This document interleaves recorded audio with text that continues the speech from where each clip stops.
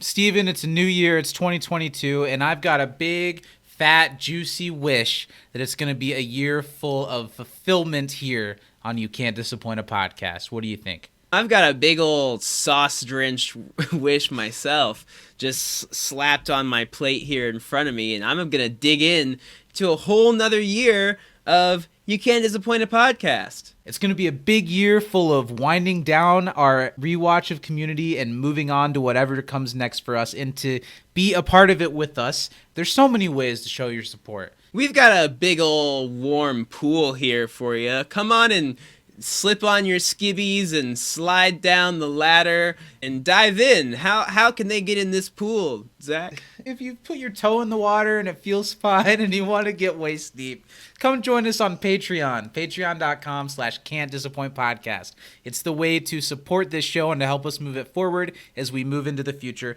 It's also the way to get more of us every week with our live pre-show every week, You Can't Dis a Pre-Show, and all kinds of Patreon exclusive content coming all the time, Steven. We'd love for you to support us on Patreon, but you can also hang out with us free of charge over on Twitter at You Can't Dis a Pod. We are also on Instagram at Can't Disappoint Podcast, and we're on Facebook and YouTube under the whole name of the show, You Can't Disappoint a Podcast. Also, if you would like to be a part of the show every week, you can email us at can'tdisappointpodcast@gmail.com. To be a part of next week's podcast, write us in your trivia, your favorite funny moment, and your episode MVP for next week's episode of Community, and we'll read it out loud on the show. If you like what we do here, leave a review wherever you leave reviews about podcasts. Yeah, maybe like the Sharper Image product review site. Leave us a review there. There's like a box full of sticky notes at my post office. Write a review and leave it there. I hope you guys are jumping on board with us and you're ready to traverse 2022 with me and Steven. What do you say? Let's rip our way into another episode of You Can't Disappoint a Podcast. Cannonball! I'll put like a big splash. Yeah!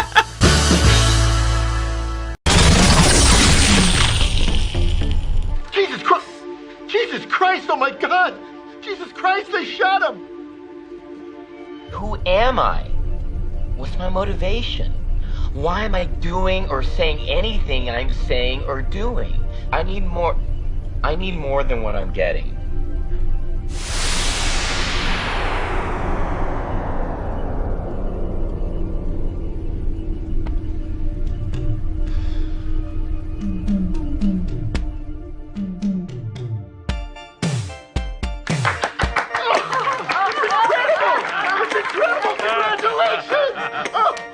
How long is it?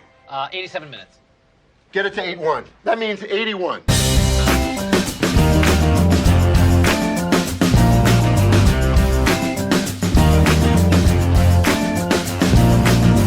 In a world where Zach and Steven can make a podcast about an episode of a show about a group of people making a bad movie based on the success of one man's ham-related catchphrase, it's You Can't Disappoint a Podcast.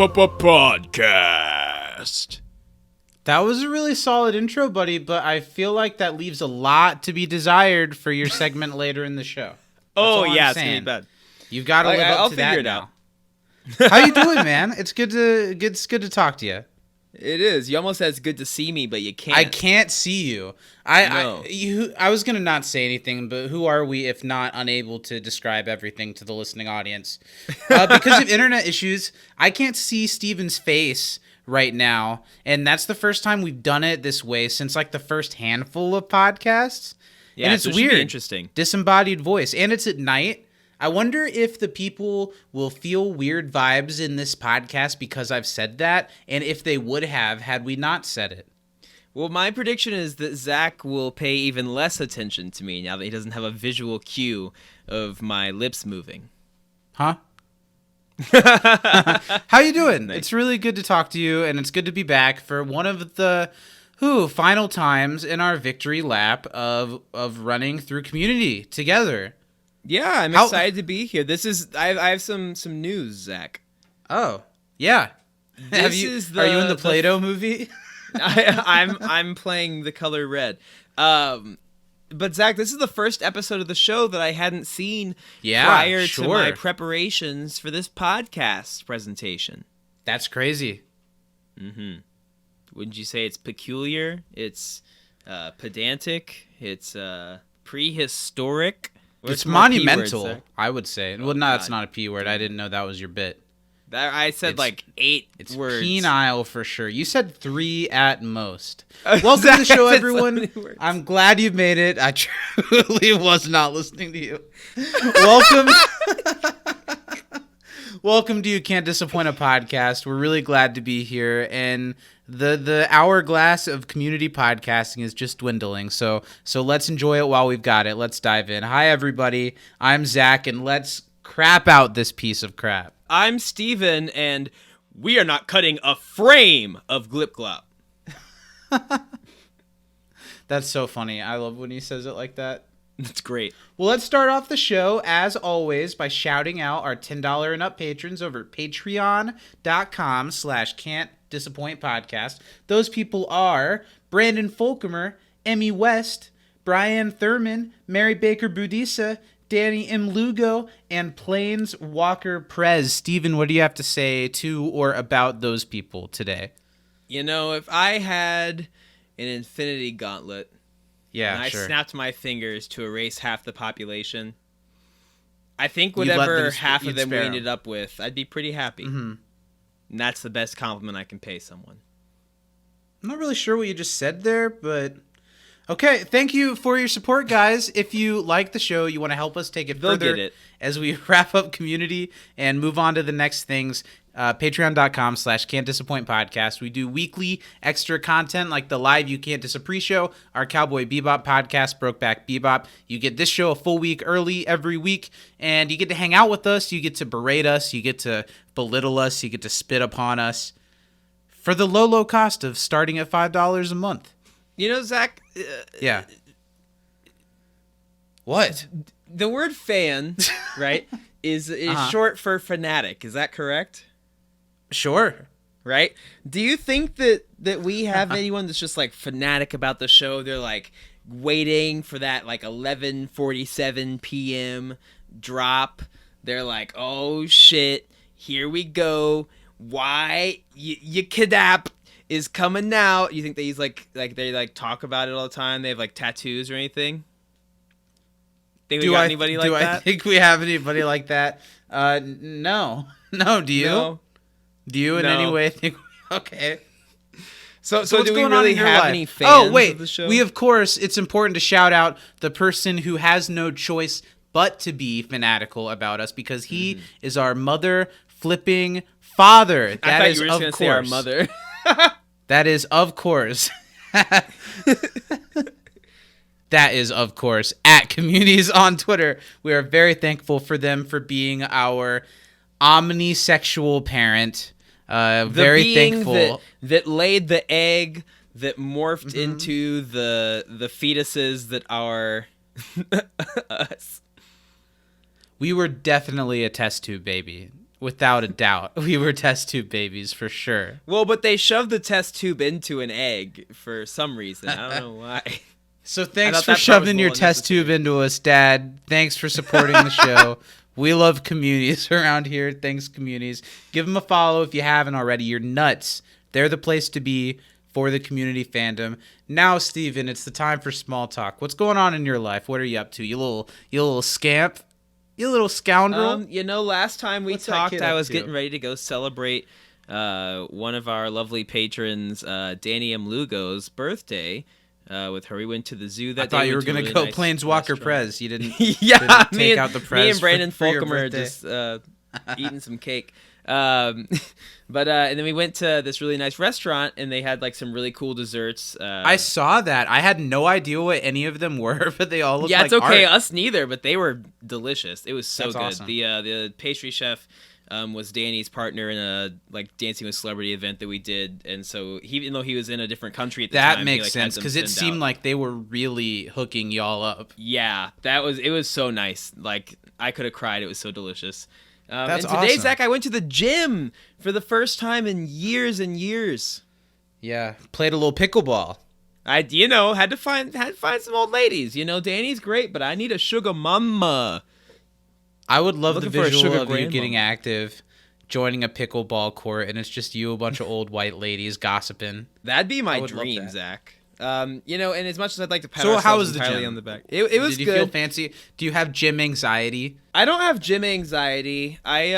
Although we did sign up on the 1st of the month, and today is the 21st, and it was our first time going. First visit. But Sure. it's the thought that counts. I don't think they care And as I long sure as the thought check about going cashes. lots of mornings. Yeah, then they actually don't let us come if we don't come a bunch of times. What does Much like the you- Stephen Baker gym hustle look like? What music are we listening to? What machines so are we I pulled going up a playlist for? from like 2016, Great. 2015 maybe that I Well, made. That was all my good workout music playlist. stopped around then. Everybody knows. Yeah, it. it's got some songs from the Creed soundtrack, some Lil Wayne, some like I like to work out to hip hop. That's like my I like some I get like, it. hard rap. Some good like some- BPM. Yeah, something that like makes me like feel hyped that I can like rap along to, especially when I was working out before. It was when I was in college and I was still a music major at the time, and so to Right. work on my breath control, I would like rap along to songs as I was working out, so I'd like have to do more lung stuff. So that I kind of got in the habit of that. So fun times. Well, I am just honestly elated right now. I'm very excited about many things. I just talked last week about how we were going to the Jack White concert, and that was such an awesome experience. One of the greatest concerts I've ever seen, and I've been lucky to see some really cool concerts, but it was just next level in any way. Jack White is just an absolute Would you say that Jack White was superstar. better than Sir Paul McCartney? Well, that's a good segue because I don't think I could say better, but it's the closest thing to it I've experienced other than that. So you're saying that the White Stripes are better than the Beatles? No. But well, that's exactly what I'm trying to say. Seven Nation Army isn't even one of my favorite Jack White songs, but it's just an undeniable, massive melody that everybody knows whether they know it or not. And being It's a banger. in a packed venue, hearing the artist play that song and prompting everyone in the audience to sing along, to chant the riff to it was just magical. It very much reminded me of seeing Paul McCartney and everyone doing the na na na part in Hey Jude, where it's just that's chills, really cool. like concert bucket list moment of like, just, I don't know, just universal music, played by the artist. I mean, you've got 2 of your 3, Zach. All we got to do is get you to a Papa Roach show so that you can sing along to Last Resort. Yes. Front row, make eye contact. And I'm also Then you can die really happy. excited because this is the last time we're recording before we take a little break because I'm going on a little vacation to that great vacation destination. You know it. You love it. It's the state of Wisconsin. Hanging out. Oh, shit. You're right. I'm going to scream hello, Wisconsin every time we pass a Wisconsin license plate, and it's going to be a lot of times. Please It's going to be do. like us when we went on our road trip trying to get semis to honk their horn. We're just going to scream hello, Wisconsin at every car that passes. It sounds like a silly place to go on a vacation, but we're going to Milwaukee. I've never visited Milwaukee. We're seeing a comedian that we really like there. We might go to the Trixie Mattel bar. Oh, hell yeah. Right? Is it Trixie Mattel that owns Yeah. a bar in Trixie Wisconsin? Mattel has a motel now. I've seen about that. I think it's her bar that's in Wisconsin. We're going to maybe check out that place. We're going to check out the Milwaukee Art Museum. And then we're going to Wisconsin Dells. We're going to ride a shit ton of water slides. We're going to pet some deer. You need to touch them? There's this place we're going that it's a deer park, and it's like hundreds you of want? domesticated deer that you can just Really? walk around and like take photos with them, and you can pet them. Ride them? You can kiss them. You can take them home with you. They won't say shit. They won't say shit? You're allowed to do whatever you want to those deer, and I can't wait. Yeah. You take good $15 a money. pop. What if like a big buck hunter came? Just like, walked up and just blasted shot his them all way point through. blank. I got my license. Sir, Family's eating good this year. I stumbled into your farm and accidentally Oh, man. shot one of your deer. me and Lily haven't been on a Big buck hunt in a while. on a big buck hunt. We haven't gone on a trip, just the two of us, for more than like a night since before the pandemic. So this is really Wow. exciting. We're going to have a lot of fun. We got a romantic king suite over at the Great Wolf Lodge. Well, where's Lil staying? Because that's for you and me, right? Right. There's a synthetic bear-shaped rug on the floor that I thought they could sit there and get a couple crumbs of our steaks. Nice. Because we will be eating steaks in that bed. I just am so excited to be a grown-ass adult with all the power to be as up as I want and to be 30 steps away from a water slide at all times. That's amazing. I can't fucking wait. I'm gonna get drunk, I'm gonna get laid, and I'm gonna get on a water slide, and then I'll be like, you know what, screw the other stuff. There's a water slide 20 steps away from my room. So explain that a little bit. Are you actually like in your place you're staying? You have all access to a water slide when you want it? Do you not know? Are you not familiar with the art of the Great Wolf Lodge? No. It's a chain of hotels that have a water park inside. They've got like 3 or 4 like big tube slide water slides. They have this like big. I always see the commercials, but I always get really distracted by the wolves on the wall. And they're not open. Like, yeah, Steven's like, it sounds a lot of fun, but I'd be really scared if a wolf showed up. Like, we assure you, this place like, is do they mostly work for there, children. or are they just wild? No, they just own the place. They just have a lot of stock in the place. Nice. But yeah, there's a water park inside the place. Not open 24/7, but you know, it's just a couple steps away. We could, and I'm really excited. We're going to this place. Wisconsin Dells is like the water park capital of the world. They have so many water parks, and we're going to this place that has this new water park that has one of these slides that it kind of looks like one of those slides that starts inside and then like tubes outside, like on the building. You know, have you seen Like a those McDonald's before? play place? Yeah. Except, yeah, exactly. Except this one, like the outside part of the tube slide is like a Ferris wheel shaped thing that continuously rotates, and there's like this mess of tube slide that goes around it, and you slide into that, and as it rotates you like go along the tube, and it's the only one of its kind in the country, and it's at a theme park that's considered one of the worst theme parks in the United States. Oh, and I no. can't wait to ride it. Oh no. What makes this theme park so bad? Is it just like dirty? Is it like the rides are dangerous? There's a YouTube video about it. I've watched it. They just like, the rides are old. They don't put a lot of TLC into them. Their employees are a little lax on everything. Like, people can just like walk into the park no problem without a ticket, I guess. Oh, are you gonna do that? No, we bought tickets because we're you know, we're white tourists. That's fair. We're gonna do it the good old fashioned way. Will you get to meet Mickey? I hope so. Think he'll be there? And I guess to at get this away park, from it all? with the like pathways, like walking to rides and stuff, there are areas where you can literally stick out your hand, your arm, and touch roller coaster track. Like, That's not good. Yeah, like Oh my operating God. roller coaster track. There's no like fence or barrier, like danger, high voltage sign. You could just fucking put your balls Living on right the on it. edge. Well, anything else you want to talk about before we dive into what the people want, what the people are here for? Nah. I think we did it. We talked about water slides. We talked about putting my balls on the rail. I think we covered it. Sounds about good to me. Thanks, guys, for tuning in. If you want to been get great. in and get Short to be episode. part of the action, Today, we're here to talk about the first of the final 6 episodes of Community, which is just nuts that we've committed, that we're this deep into the run at all. Is crazy. yeah, I think we should just call it here. I Zach, think honestly. so. I mean, honestly. This is where I stopped before. It's where I should stop now. Yeah, that'd be so funny. We commit so hard to this podcast. We still start the next one, but Yeah. we stop right where you stopped. I just still never saw the finale.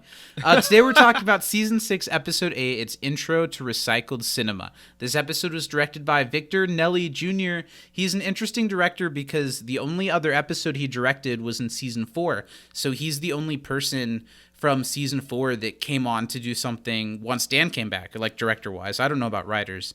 Wow. But that's kind of interesting. So the only other episode he directed was Heroic Origins. But I took down a couple notes. He's directed episodes of a lot of great shows. He's directed some of the Bernie Mac show. He directed episodes of The Office. He directed episodes of Wilfred, Gilmore Girls, Ugly Betty, My Name is Earl, Scrubs, Everybody Hates Chris, Brooklyn Nine-Nine, and Superstore. So what a career. Wow, that's pretty good resume. And it was written by Clay Lipari. This is his only Community episode credited to him. And Clay Aiken, runner-up of season 2 of American Idol. Yeah, he dabbled into sitcom writing. And the only other credit that stood out to me on Clay Lipari's IMDb is that he's one of the staff writers for the current iCarly reboot. Ooh. And this episode of Community originally aired on Yahoo Screen on April 28th, 2015. Steven, let's unzip our pants and just plop a big fat pile of trivia on the table. Well, I've got 5 heaping, steaming questions for you. I've got a couple more. I've got 7. Do you want me to go first, or do you want to go first? Yeah, go for it. How much less fat does Kolb Family Farms ham packs have? 20%? Oh, it's got far less fat than that. 60% less fat. Wow. That's a lot less fat. Honestly, That's I like impressive. some of it. I want some fat. I like fat. What show is interviewing Chang? I was going to write that down. Was it Celebrity Beat? Yeah, you got it. Good old CB. Nice. Gotta love a good Celebrity Beat. Ooh. Is that more of a Chris Brown joke, or are we going more? No, like I'm thinking this is Paris more Hilton? Skinamax. Yeah, we're talking Nice. One Night in Paris for sure. Mm-hmm. What color is Chang and Talks for in the Play-Doh movie? Blue. Yes. How long has Chang been away from Greendale? 3 weeks. Oh, you got so it, baby move boy. his car. We can tow his car away. What are Elroy's 3 guesses at Chang's name? Clang. Uh-huh. Bang. No. Idiot. Kabang. Nope. Rang. Clang, blang, obviously. Blang. And meringue. Meringue. What numbers are green in billiards? Not 9 or 3?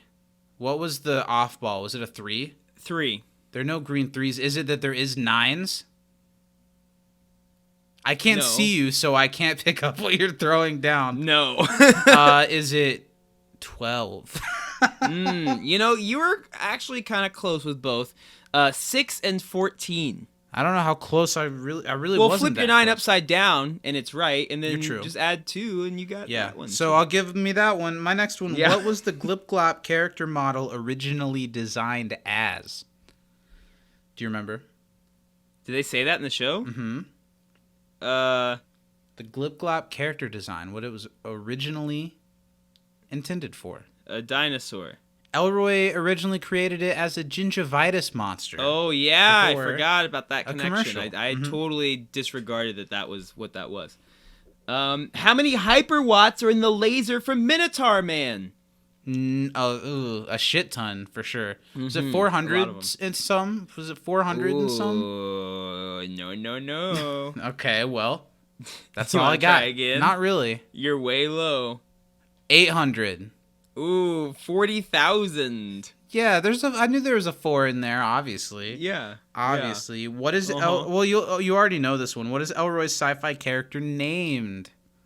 Glip Glop. What? Glip Glop. What is Elroy's sci-fi character named? Glip Glop. Oh, the dude who was sitting down? Oh, Minotaur Man. I thought you were the one Elroy. that he made, not who he was. Oh, I was thinking. I just thought you thought I said Garrett. I didn't know No. where you were. I was not with you. Minotaur Man. Correct. Okay, You nailed it. here we go. There's one real question, but then the second question, I'm going to hope that you get right. Where were Jeff's all you can chains do is hope. forged? No clue. Ganymede. Ganymede. Oh, Brokeback Bebop connection. Yeah, I did. yo. My ears did prick right up when I heard that word. Yeah. Nice, Not enough nice to remember reference. for trivia. Sure. I don't think Ganymede comes just from Bebop. Yeah. Okay. It's not a real planet. No. Well, sure. But neither are like 3 of the planets. That's fair. That's what they told me in private Christian school, at least.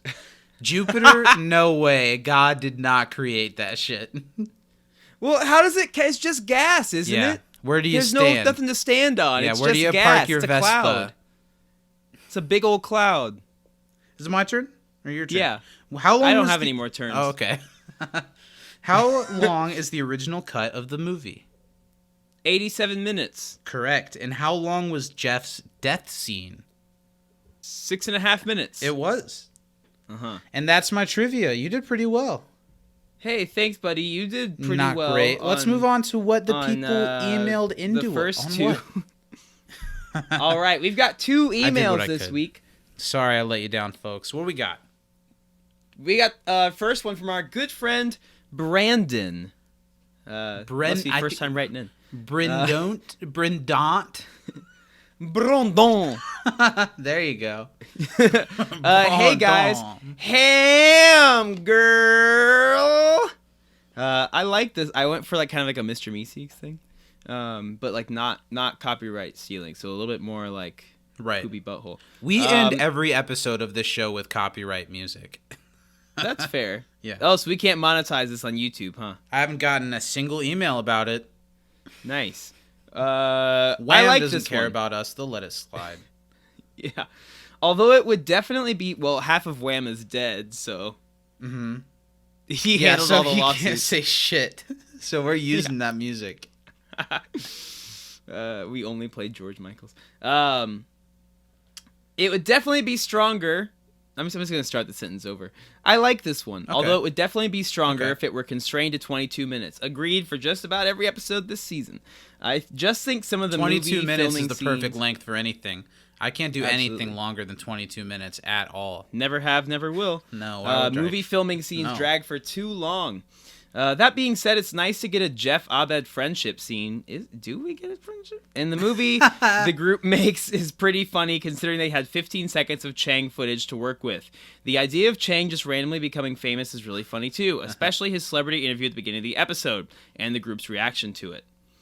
All right, we've got some trivia. Okay, First question, what is the name? Got for us this week? What is the name of the 1996 movie Vin Diesel's roommate made? Party pants or dance pants? Something with pants. Yeah, something. What movie star will always be out there mocking Jeff? Chris Pratt. Obviously. Are That's you one up of to the date things with from with this why episode. people that- hate him now? Can I explain? Is that what you asked? Like, are you up to date with it? I know the stuff that I know is that at one point he's not anymore, but that he was part of a church that had donated a lot of money to some like focus on the family, anti-LGBT type organizations, and also Yeah. that he kind of had a general like. There were a couple of weird Instagram posts that were supposed to be like him saying nice things about his wife, but came off as very like, what's the word I'm looking for? Creepy. They were came off weird. like they came off misogynistic and like kind of like glad that he has a wife to be put in that her place, or I don't know. I don't. Yeah, remember it's exactly like, what look the at word- how she's Is looking there at more me. than that, or is that about right? I think that's all I know of. Yeah, it's enough. That was one of the few things about this episode that hasn't really aged, because the joke is kind of that Chris Pratt is this perfect guy that everybody loves, and that didn't last too long. No.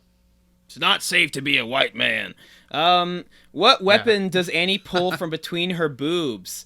was a laser bomb. ball. Laser bomb. It was a bomb. I thought Laser that bomb. CG effect was really cool, actually. That was Yeah. one of the coolest special effects in the episode.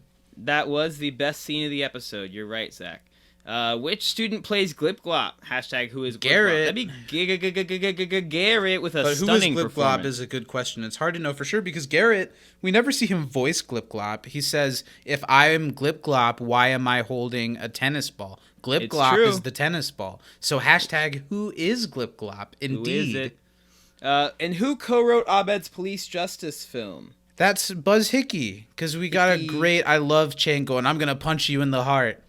Made Yeah, me that was miss great. that rapscallion. Let's see. Answer. Okay. The first one was Happy Pants. Happy Pants? I don't know if I believe you, new Tim Tam. Yeah.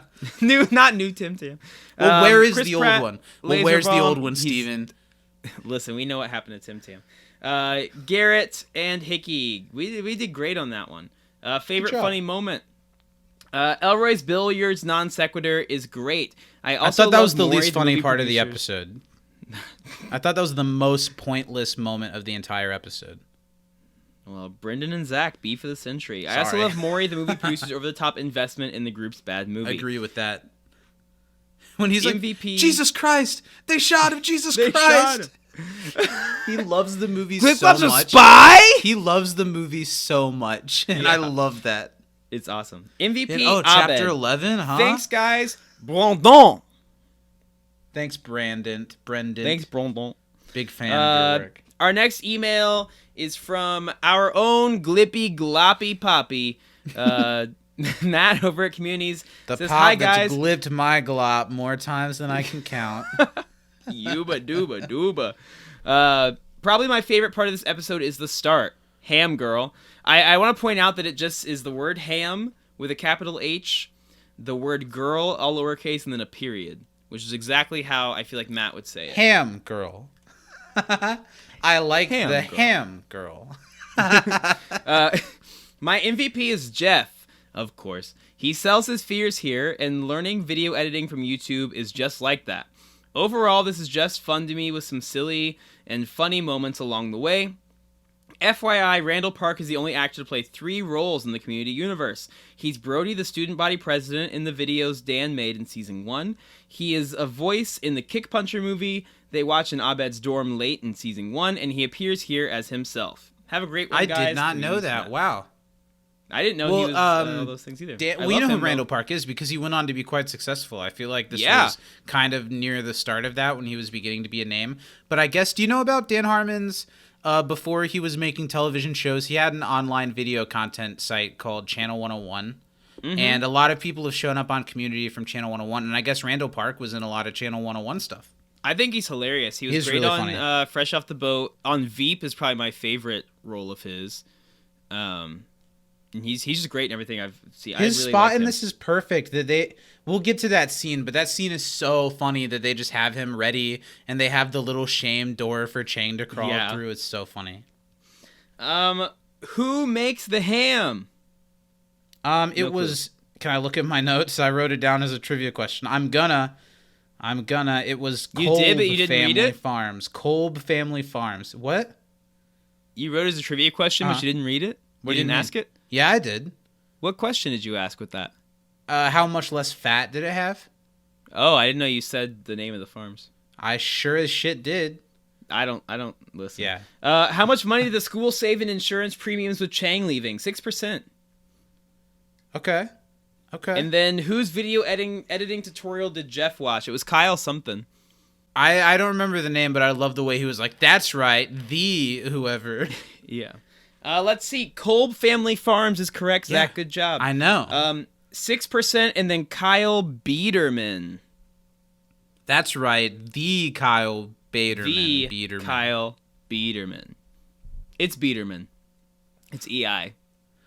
All not right, IE. well, let's Biederman right on over to our next segment. No was at the need end of to the email. Biederman around the bush. Are we done? Thanks for the emails, everybody. Follow us on Twitter at YouCan'tDisapod to stay up to date with what episodes we need emails for next. There's only 5 episodes left after this one, so if you like to get us in emails, if you have always wanted to, your time's running out on the community show. I'd love to see some of those old faces one more time before our community tenure crumbles into the sands of time. So email us, can'tdisappointpodcast@gmail.com. Even if it's not episode specific, send us your thoughts, send us your bones. We'll read them off. We'll show your bones. We'll show your bones. Okay, Steven, how are you feeling? It's time to move right on into Did Steven watch In a the world episode where Steven this did watch week? the episode this week. How you feeling? Do you think you're going to shine this week? I think you have a chance. You know, I think that my heart's going to be a pumping. I Yeah. have to pee just I hope. enough that it's going to make me Sure. want to rush through and get everything said right. I don't know, Zach. I feel God in this Chili's tonight. Well, then I am, let's as always, recording from a Chili's bathroom, which is why the internet. That's why your internet's so awful. Yeah, I'm sharing the Chili's Wi-Fi with a guy who's trying to have a business. Yeah, name. there's a guy in the bathroom stall next to you also trying to record a podcast right now. And their Thank God internet's it's about just not Community. equipped to do 2 at once. Yeah. Well, there's so many. It's a surprise it's not. Okay, you've got 20 I honestly seconds thought it on was the you clock. this whole time. I thought it was like a thing we were doing. That's why I have your volume turned to 0.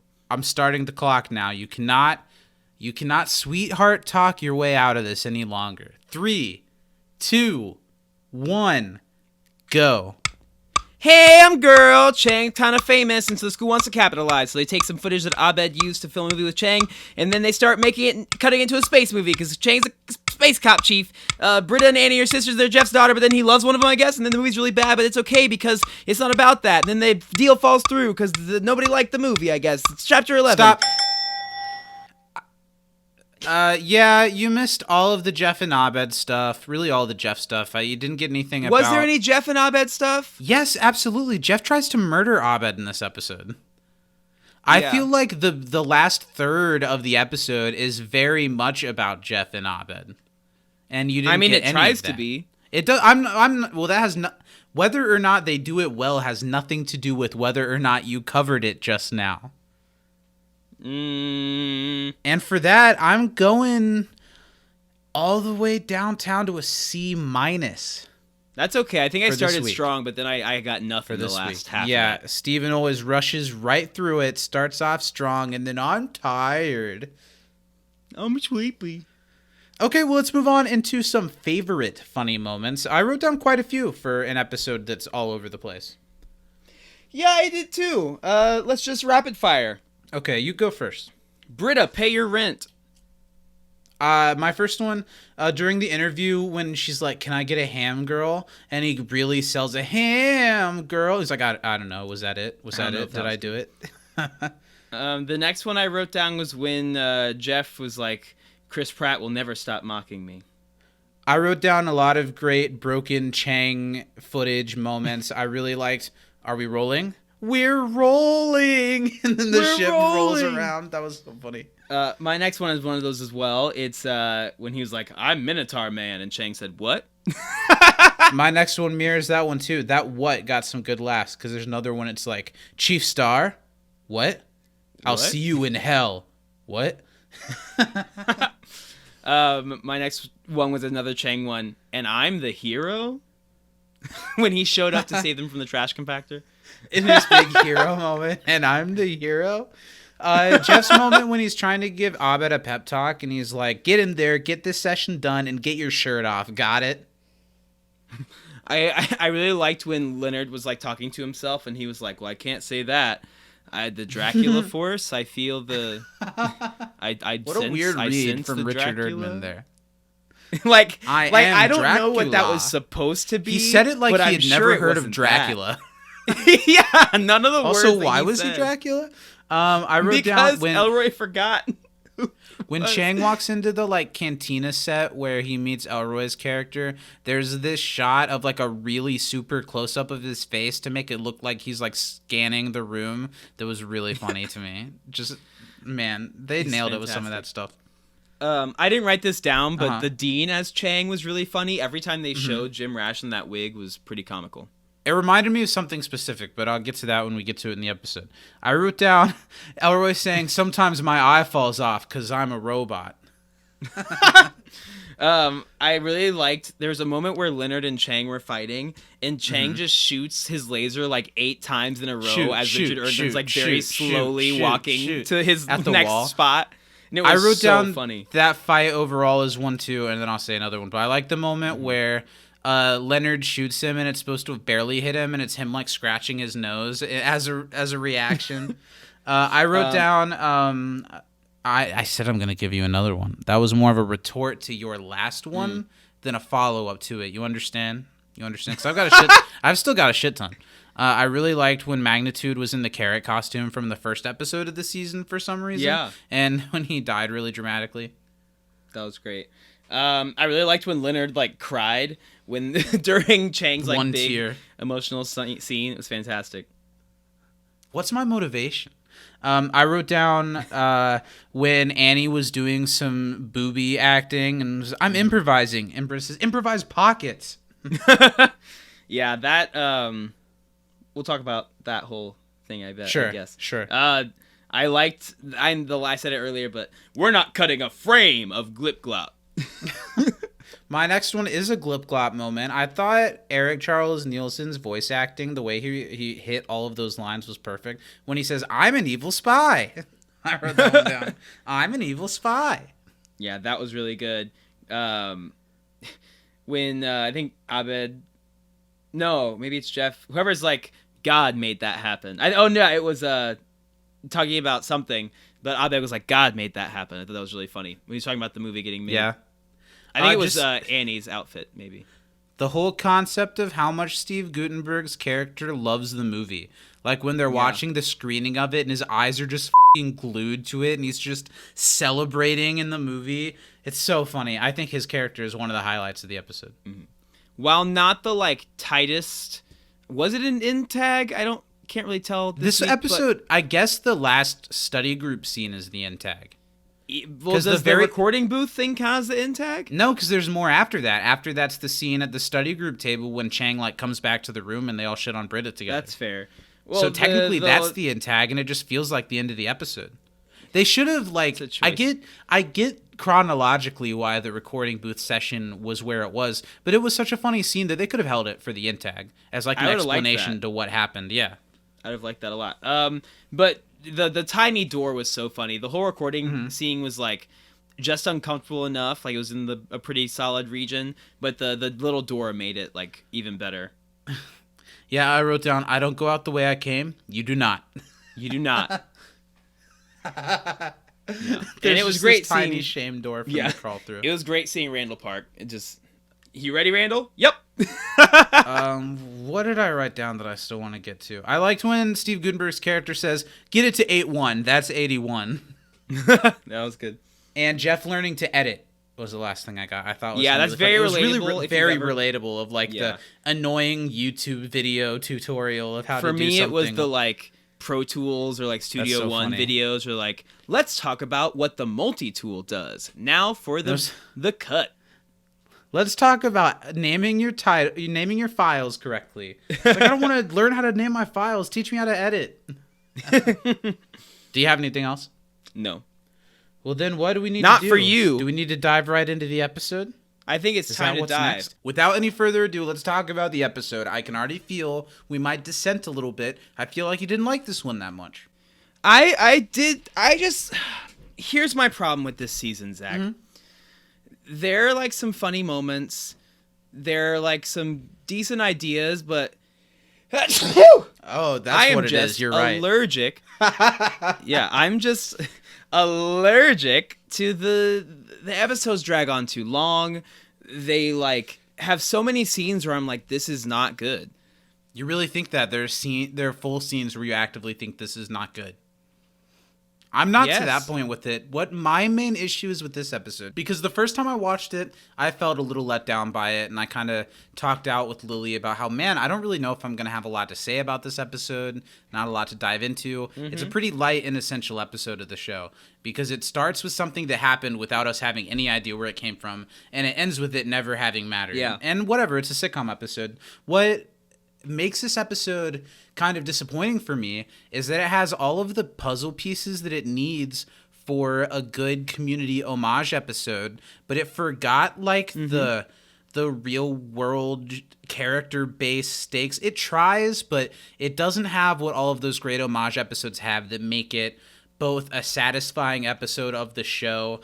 Is this supposed to be a sci-fi movie homage? Oh, well, I don't know. I think saying homage is putting it is stretching it a little bit. But I think because it's an episode that focuses so much on this idea, on this movie, not just like the typical school shenanigans, I think it goes in that like folder of special community episodes. And I think it misses the ball because it has all of the stuff that makes up a good one of those. It just doesn't have really a point to it. There's nothing like, I don't know, the descent into madness that the Dean's commercial episode was. And I don't know. I do think there are a couple of interesting things that this episode tries to say that's a reflection on what Dan Harmon was thinking about the show at the time. He kind of confirmed that in the commentary. But I don't think it's a good excuse. I don't think it's I don't know. Let's dive into it. Let's talk about it. I do think there's more good than bad. I think there are but a couple of things that I can't look past in this episode of being just like unfunny, uninteresting, just like a swing and a miss. And it's the pool ball thing. It's the billiards thing, right? That's what it is. It's the billiards. That's what took me down. Okay, so let's start right at the front. We get the Ham Girl commercial. It's really funny. I think it's really funny, at least, because when this episode first came out, and even still when you watch the episode, it's so out of left field that it's really funny. I think it's really funny that all of a sudden Chang is famous. And I was like, oh, is this... And not having seen the episode, I kind of was wondering for a second, oh, is this what this whole episode's going to be? Which, I mean, I figured it wouldn't. But I do enjoy this, like, very staunch difference to the cut, because we're kind of transported to a bit of a different world. What do you think of that bit? The idea that... I like the Ham Girl. I almost feel like there's enough of a seed planted for this type of thing to happen for Chang in the Karate Kid episode that I'll buy it. Mm-hmm. I don't necessarily buy that he's getting Spielberg attention because of this commercial, but that's not really the point. I can go with that. I would have, though, really appreciated even a little moment when they're like, we invested in him before anyone else. Like Annie, like even like acting a little bit bitter that he got like a role or something. Like I would have really appreciated that. Well, there is kind of a moment like where we're they say connecting that, but I don't know if the writers Annie's connected the one that. Who says it. Sure. I really like the little montage that shows how viral Chang's catchphrase on this commercial. And honestly, it makes total sense to me that Chang would be, you know, almost like the hide your kids, hide your wife guy. The guy who is just in front of a camera saying something detached from reality because he has mental problems at the right time that it catches on and becomes a phenomenon. And all of the shots of people like recreating it in videos, I don't know. I think they captured how this type of thing happens really well. Well, and it's even more so nowadays. Like, if this episode came out today, it'd be all, you know, TikToks.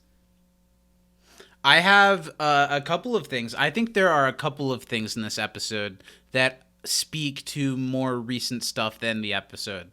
Namely, the whole, and we'll get to it throughout the episode, but the whole using stock footage of Chang to like cobble together a non-performance performance completely reminded me of Carrie Fisher in the last couple Star Wars movies, where you have this... Yeah, I thought you were going to go with the superior film, Paul Walker in Fast... That too. 6? That too, absolutely, where you are... And those are both like tragic deaths that happen, but either way, they're trying to ride the wave of a recent like boost in celebrity status for the person.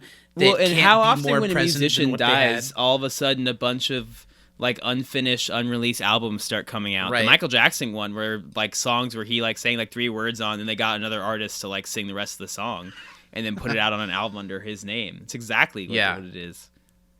It's really funny. I think it's a bit that works in this episode. But in the beginning, I also really like Chang. I don't know. I think Ken, for kind of being almost weirdly absent from this episode that's so much about him, I think he's really funny in every bit he gets. He's funny in the stock footage. He's really funny in this interview here. And then I think he shines the most at the end of the episode in the recording booth. I think Ken is just a fun, dynamic performer that you almost... It's easy to overlook how talented he is because of how specifically sitcom zany they make him be all the time. Yeah. So the interview cuts to the study group because Chang is kind of selling short his friends back at the school in Colorado, and they feel kind of slighted by this. Yeah, I love... He's like, you know, I was kind of a loner. Meanwhile, like, the study group that has finally accepted him and, like, taken him, like... is like, begging. They're not making fun of you now, are they? Abed shakes his head no. It's really funny. Chang's face when he does the ham girl for the reporter, when he's just absolutely eating it up. All the attention that he gets is so funny. Yeah. Jeff can't handle it. This drives him crazy that Chang's being successful, so he makes them shut the laptop, turn off the report, and the dean mentions that it's been 3 weeks, so it's time to tow his car, and that's what gets us into the theme song. Honestly, a great start to the episode. This is a super interesting opening to where you're just thrown, like you said, thrown into this thing. You have no idea how we got here, and it's really funny, and it's so out of left field that it makes you really excited to see where they go with this from here. It did make me excited to see at this point. Yeah. Especially never having seen this episode before. I could see seeing that opening tag and being pretty excited. Mm-hmm. We're back at the Vatican. The Brit is off duty. Time to drink. Now. Yeah, they're all hanging out. I like the bar as a hangout place. I think it makes sense, and it's kind of fun to see them be friends outside of the school setting because it's been so long. They are by this point. Just let them be friends outside of school.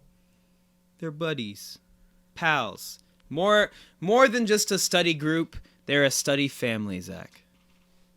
This is one of those scenes in the episode with a couple scenes that I think could have been trimmed if this was the NBC version of the episode, where it's just a really long scene of them kind of talking about how they're jealous of Chang getting all the attention and slighting them. I feel like the point's made over and over and over again. Yeah, I think this scene and the next one could have been one scene or half of the scene. Yeah, it just goes. This is one of the places where,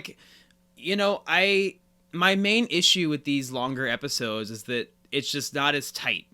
This show, when it's at its best, is firing. It's joke, witty comment. And they all kind of play off of each other. Mm-hmm. Here, it's like I have to wait for a existential sentence because Dan is, Dan Harmon, and at this point in his life, the early seeds of the pessimistic world that is Rick and Morty were already kind of planted and floating around, and on Yahoo screen he can kind of say what he wants, and so I have to you've got to give him a little bit of of credit too, because he had also, as much as I don't like to discount a lot of stuff about him, had been really thrown through the ringer at this point of Community, being fired, being brought back, being canceled, being brought back. I think he's both eternally grateful to still be making the show. No idea how he could ever make something that lives up to the gratitude he feels about the show at this point. And also he's at a point where he's kind of ready to be done with the show. Yeah, because like you said, Rick and Morty was already out at this point, right? Yeah, or at least where he kind of, we've tapped about all we've got. It makes me really sad because we've only got a few episodes of Community left. And we were talking before we started recording, this is the point of the season when it originally aired. These are some of the episodes that I've seen the least amount of times, where even as a Community diehard who was so excited that Yahoo Screen existed to bring Community back, these were the episodes where I was kind of it's still that show that I love, but it's starting to feel like an emptier, sadder version of the show that I love. And I'm grateful it's here, and I was excited that season 6 existed, but I was starting to be ready for it to be the final season, honestly. Mm-hmm. Understandable. So this sets up the situation that Abed filmed a little bit of a movie with Chang, and they have this footage that they're sitting on, and the school likes the idea of taking that footage, somehow filming something around it and incorporating it into a movie that they could then use to make a lot of money for the school, riding off of Chang's recent attention that he's getting from Steven Spielberg and the people of the world. And it's a clever idea. I think it's a funny idea. I like it a lot. What is it about this episode that doesn't connect? Is it just that it's got honestly, much time to make each point that you're sick of it by the end? Yeah, I think that the Chang footage by itself is funny. I think how they work it in is funny. I think where the episode loses me, there are 10 minutes left in the episode when the episode should have ended for me.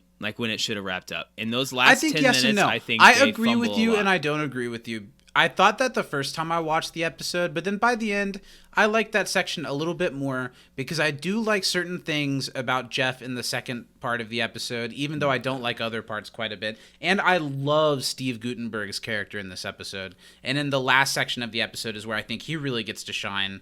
I think it's so out of character for Jeff. I think that it's just too far. I'll wait to choke him. I'm not talking about the choking Abed. But that scene is 6 minutes long. Specifically about his speech that he gives about kind of having a little bit of a crisis about realizing that he might be the one who's last at Greendale. But he left first and then came back. I still think that works though, because he did come back and now he's settled into this really comfortable place and he's starting to see that everyone else is super talented. We'll get to that point when we get to it. I think there are moments that work about that. And the rest of the series, that's kind of where we're going with Jeff, with him coming to terms with the home that he's made for himself here and how he always kind of thought he was just going to get what he needed from this place and blow it off. And now it might be where he ends up while all of the people that got him there go off to do other things. That's kind of an important part for the last section of the show. And they do it better in later episodes, but I think that makes that scene stand out a little bit.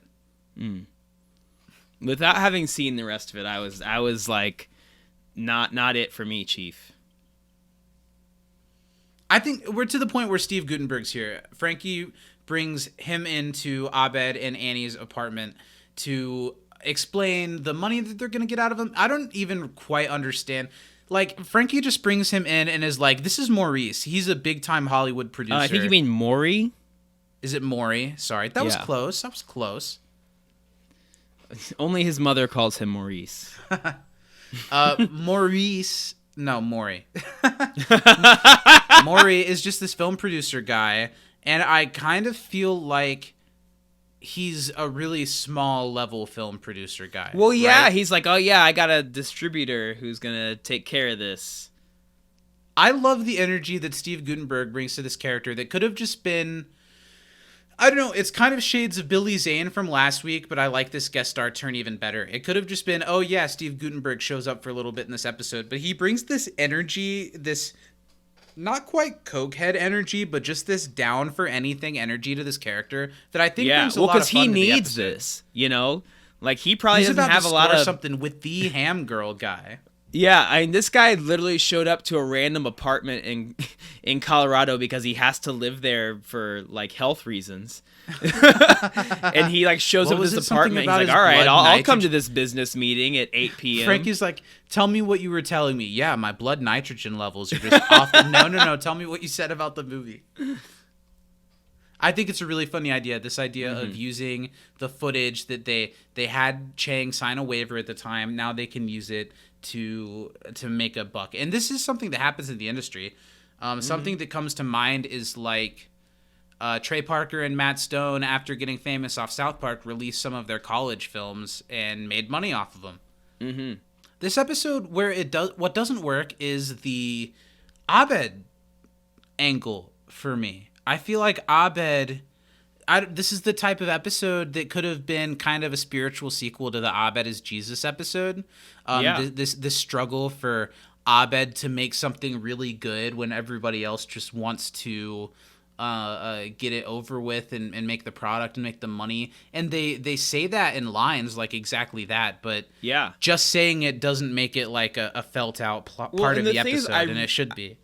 I really like Abed in this episode. Like, I really enjoy Abed, but I think that the relationship that everyone else has to him in the episode is, like, too shitty to me. Mm-hmm. Like, why is Britta so invested in the school making money off this, you know?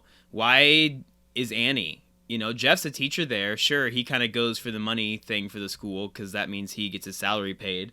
Frankie, it makes sense. The dean, it makes sense. But it doesn't make sense for, like, why does Elroy care that the school is extra money? Well, Elroy has some stock gagoos that he can get into this. He can use his gagoos. I mean, but is the study group expecting to make money off of this themselves? No, they're expecting to make money off the school. I think I get them being excited at the idea of, like, ragtag, let's make a space movie together. I don't think the money Yeah, but why would they then be like, well, it. Let's just finish it. We have to get it done by this day. You know? Like, they're like, okay, this has to be shitty. When the dean made his movie, like his commercial, it didn't have to be shitty. And they were there for weeks. Yeah. When Abed's made his documentaries in the past, nobody was like, you know, make it faster or something like that. You know, like that. And those were different situations. But I don't know why this time all of a sudden they're like, well, it has to be bad. We're not going to put any effort into it. Sure. Because we want it done quickly. From the jump, they're like, no, this is going to be bad. It's going to be a bad movie. We're going to make it bad. Like, they could have at least... It's the perfect opportunity to just be like, Abed, take this and run. Do whatever you want. Yeah. And make this your thing. And instead they're like, well, Abed, we want you to do it because it's your footage, but also... it's going to suck and we're cool with that. Let's just do it. Yeah. I do... Okay, so what's happening here is Gutenberg talks Abed into using what was supposed to be footage for a police drama movie that the footage of Chang was made for, to kind of rewire it and turn it into this space sci-fi movie. And Abed is against that because he really wanted to make that movie that he wanted to make. He really wanted to use this footage. And everyone kind of battens down and talks him into it. And they say that they'll let him do whatever he wants to do, but they're also saying right behind it, but it's going to suck and we're going to get it over with and all that. Yeah. Well, only after does he agree, after the dean is like, well, I can't force you to do it, but if you don't, I'm going to make an announcement that's going to make everyone hate you. I don't know. I think the face Abed made after that showed that he knows that that's not really a threat. Mm-hmm. Also, I don't think they needed 3 times to say, but we're going to make a good one. And someone's like, well, actually, we probably won't. And he's like, okay, but we're going to make it good, right? And they're like, maybe, but probably not. He's like, okay, as long as it's good. And they're like, as long as it's bad. We don't need that many times. Obviously, the best stretches of the episode are what we get of the actual movie. I love the intro, the really dramatic music playing over the opening credits where you just hear like little blips of Chang's audio from what we saw earlier in the episode to sound really dramatic. It's like, what's my motivation? Chief Star and the Raiders of the Galaxy feels a lot more like porn parodies of sci-fi movies that I caught glimpses of on Cinemax. Well, there are multiple R's in the word star, and we know what that means. I think they did a really fun job in this episode of taking it all a little bit further than what your typical ragtag group of filmmakers would be able to do, but always keeping it in the realm of, oh, that's the study room. I see the study room back there. Stuff like that. It's really easy to see that they're still at Greendale. And I love special effects are actually pretty good considering, who's putting it together. I love all the green screen effects to make it look like Chang is in the room with everybody else. Like here, you see him in the control room and Britta running behind him, but it's like on a loop. It like loops a couple of times, Britta running before the shot. And then all of the shots of the Dean being Chang's stunt double so funny. or body double is really funny. Good visuals. Mm-hmm. Not a lot to say about this. What do you like best about this? Does it remind you of any specific movies? So I think I've said before on here, my mom and I every week used to watch like because Sci-Fi Channel would put out a new movie every week, a like sci-fi a shitty original movie. Oh yeah, and they're all so bad. And there was one that was like similar to this, like in space, like really bad special effects, and it looked like VeggieTales quality, like space graphics. That was really funny. This also reminds me of like some of the like Star Trek knockoff shows from like the 80s and 90s that are like really not good. So I'm all for that. You know what I would have liked in this episode? I just had an idea. I think the idea of them making a sci-fi movie is too uninspired and too similar to things they had done before. They should have made a Hallmark style movie. That would be really funny. Starring Chang stock footage is like the love interest who is the bad guy that like has the girl, and then Jeff is like the good guy who ends up with the girl. I would have, Zach, even liked, since I'm going to rewrite the episode really quick. An episode where they don't go all the way with any idea, but they do like a Western, and they end up settling back on like a cop movie, and we just see snippets of each one, and Abed keeps having to change it because like the distributor wants a different thing to sell. And I think that would have been funnier for me because it would have justified it being 30 minutes. I was just thinking the same thing. It would have been great in these extended episode that we get in season 6 if we could have gotten one of those vignette full episodes, like one of the clip show episodes. Yeah. Or that would have been actually really funny if it was cutting back and forth between like highly produced versions of what they think the movie should be, like each of them, and then back to them like doing it in the study room. And we get some of that in this episode. But it feels like a lot of them going through the motions and just making an episode instead of like being inspired. Yeah. Something that Dan Harmon said in the commentary that I think is an interesting angle on this episode is that the episode is kind of about where they were with the show at the point that they were, where Dan was always focused so hard on making each episode as good as he can possibly make it. And everyone around him is kind of saying, well, that's great, but we can only do so much, so ring it in a little bit and make some TV. If it's not the best, that's okay. And so Dan is kind of Abed in this episode, and everyone else around him are the forces that be. But that kind of makes me think, well, if this is Dan, like punishing himself to get the absolute best that he can, I feel like it was better when he was a big part of the team, but was surrounded by a bigger team of writers that were also doing other things. Because when you have one person that's working so hard to like make something good, people around them have to buy in. Otherwise, it's just going to be an uphill battle. Right. I feel like season 6 is like the most Dan Harmon season. I feel like it's very much his baby, and he took on way too much more than he needed to. Mm-hmm. And I think the show does suffer a little bit for it. I love the animation of the Glip Glop character. It's so copy pasted. What's the like pixel art almost? Yeah, where it's just on a repeating movement cycle. I think like it's super so funny. blocky early 2000s 3D animation. Garrett really shines in this episode. Oh, he's Garrett's great. got some great moments in season 6, and this might be my favorite so far. We get a full Garrett episode later on. That'll be great, which I'm excited about. There are some great episodes left in the 5 that we have left, so don't feel completely discouraged yet. Oh, I'll feel what I want to feel. Yuba dooba dooba. Because the last paintball episode is as good as any of them, in my opinion.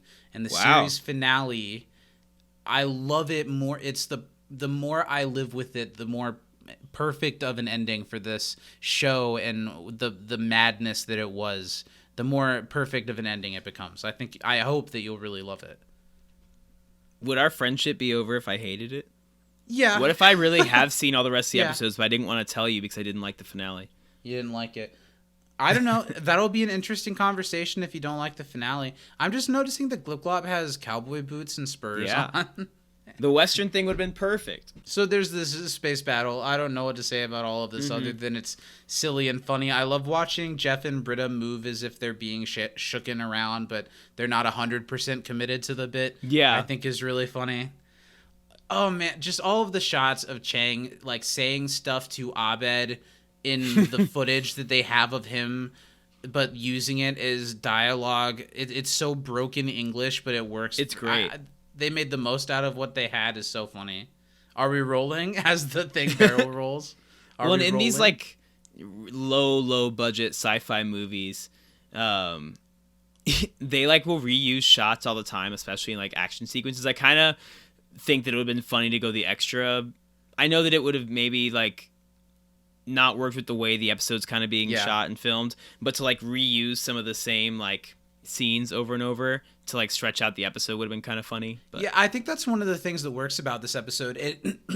I think you were really right to bring up the sci-fi brand of movies, the like sci-fi channel brand of movies, because I'm thinking of how a lot of those movies will have like billed as one of the stars like a surprisingly A-lister. Yeah. And they're in like 5 minutes of the first movie, 5 minutes of the movie, and they die, and that's like it. cut back to it a bunch of times, or they really stretch out. And I think that's a funny bit. I also one of my favorite sci-fi movie tropes is the really attractive like woman who's a scientist because they put her in a white lab coat and glasses, but at the same time she has like a super low cut shirt under the lab coat to remind you that she's hot. Yeah, she's still sexy. Yeah. Speaking of still sexy, I feel like one of the things you kind of have an issue with might be the Annie and Britta stuff. Is that true? I just don't care about it. I think that there's one funny joke in the whole thing that involves like the two of them later on when she's like, I love you. And she's like, he's your daughter. We're both your daughters. I thought that line was funny. But I mean, I actually enjoy Annie quite a bit. Like, because she's committing. Yeah, I like Annie in this episode. She's having fun being like the sexy sci-fi girl. And we haven't really gotten a ton of Annie this season, strangely. No. So I thought this was a pretty good Annie episode. If anything, I didn't like Britta so much this episode after her having a really good run last week. Did she, though? The Honda episode last week was great. Oh, yeah. I was thinking the week before. Yeah, you're thinking of... What was that one? I already forget.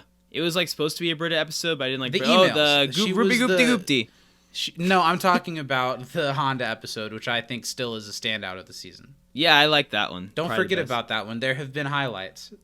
Yeah, I like the Honda. I like a couple other ones this season that I've liked too. And this one I don't think is on the lower.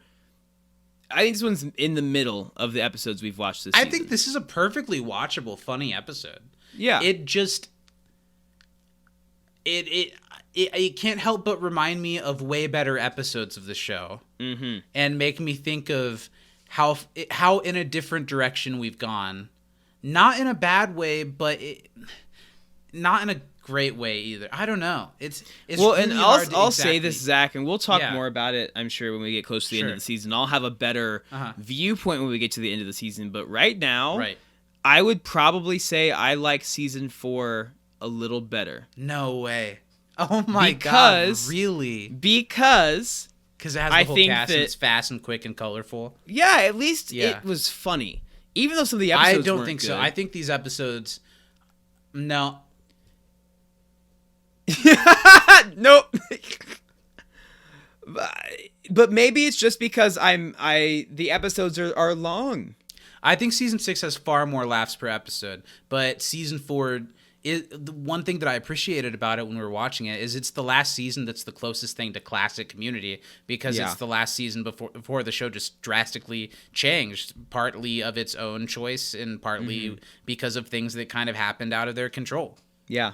Like I said, we're only 6 episodes into this season, so Right. it's a no, we it's a are harsh claim. 8 episodes. We're into the only season. 8 episodes into this season. Okay, so the Dean as Chang's body double really reminded me of this weird late 80s comedy movie with Martin Short called Clifford, not the Big Red Dog. Do you know this movie? I Clifford don't with know Martin it. Short? I only know the big red doggy dog. It's like 30-year-old Martin Short playing like a 12-year-old boy. Nice. And he very much looks like the Dean in this episode, to me. So Clifford, Martin Short, check it out, I guess. Googling it now. This is Oh my kind of where God. the Jeff Abed situation kicks off, as Jeff is bitchily telling Abed, come on, let's hurry this up. Let's move a little faster. And I don't like at all the way that Jeff high roads Abed in this No. episode and using like his workout ethic and body as a way to connect to him or to relate to him, like saying, like making the metaphor right here, using his body and how he uses it as a metaphor to how Abed could use his talent. I don't know. I'm not crazy about it. And it doesn't make sense for me because he's saying, you know, you have to put your stuff out there. He's like, I'm never finished in the gym. I'm always working on my body, but I still put it out there, but it's never finished. And I'm like, okay. Shout out again to Abed's shirts. This shirt's really cool. He has an even cooler one later in the episode. Shout out to Abed's shirts. Best part of the season. After Jeff and Abed have their little squabble, we get a little bit more of the footage of the movie. Is this where we meet? That shot of Chang leaving Chang the bouncing. control room of the ship. He just It's bounces fantastic. over to the side is really funny. And this is where Captain Star goes to kind of the cantina, the Star Wars I cantina. like this scene That quite a shot bit. of I thought this Chang, scene was really funny. like glancing across. So funny. And we get the still paying back in droves Frankie's obsession with the steel drums. I thought Elroy was really silly. do you like in the this steel bit. drums in this episode? You didn't like them in the previous I don't steel care. drum appearance. I think it's kind of funny that it's a running joke now, but Yeah. I don't know. Well, I mean, she's got the ability now, so. I think Elroy's it's so, costume's great. Elroy's really funny here. His costume is great, and it's so creative, the use of the phone as a weapon. As the blaster. And he puts it up to his ear, and he talks about how the sound you hear coming from that gun are the hyperwatts of laser. And him laughing makes his eye fall off. Don't worry about that. I can put that back. I love how all this stuff stays in the movie, the improv-y stuff. That makes it feel more like the Lethal Weapon episodes of Always Sunny, where it's totally. like a really cool homage, but without anything like really that deep to it. It's just seeing the characters in a silly situation, creating a movie. But Community's done that with so much further in the past. You know what I mean? It's not just Exactly. fun to just see them do silly stuff. I think that like the silly stuff, like I just know they can do it better, and I think that's why for me stuff like this just falls a little short. Yeah. Although I love Magnitude. This is the last appearance of Magnitude in the series, I believe. No. Yeah, I believe so. I believe. Dan said something about it Pop, in the commentary and was like, yeah, I'm sorry to the dude that we didn't get more from him this season. But he said kind of after season 3 when the professor said to him, you know they're laughing at you, right? At least that's my take on it. He was like, after that, I didn't really know what else we could do with Magnitude. That was kind of the end of the Magnitude story. Unfortunately for us all. I also like that the carrot costume was a callback to the first episode when the one cop was a carrot. Why is that guy a carrot? They ran out. They ran out. Everyone here is so accustomed to violence. I like the way they moved the conversation along with Chang, broken English, saying like, I need to know what, and then Elroy saying where your friends are, and Chang saying yeah. And Elroy's here to give some.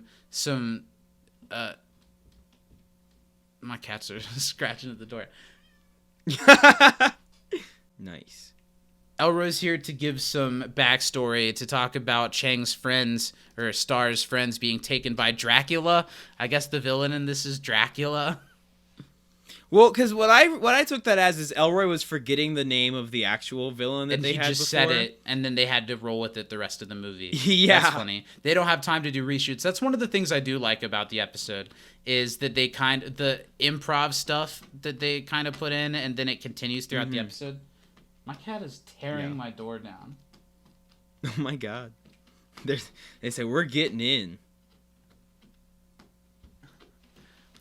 What did you think of when Abed is like having his little panic attack or whatever what's going on when when Jeff tries to tell him to be tough by doing like the weightlifting symbol? Do you think that was funny, or did it make you cringe, or both? I didn't think it was funny. I thought it was kind of funny for some reason. Well, because I didn't think that Abed bought into what he was saying before, but I guess he did. Yeah, that's true. I do enjoy this scene. This fighting the robots in the hallway. They very recreate Star Wars some pretty episode classic 1. Star Wars scenes in this episode. This being the first of them, the classic hallway shootout.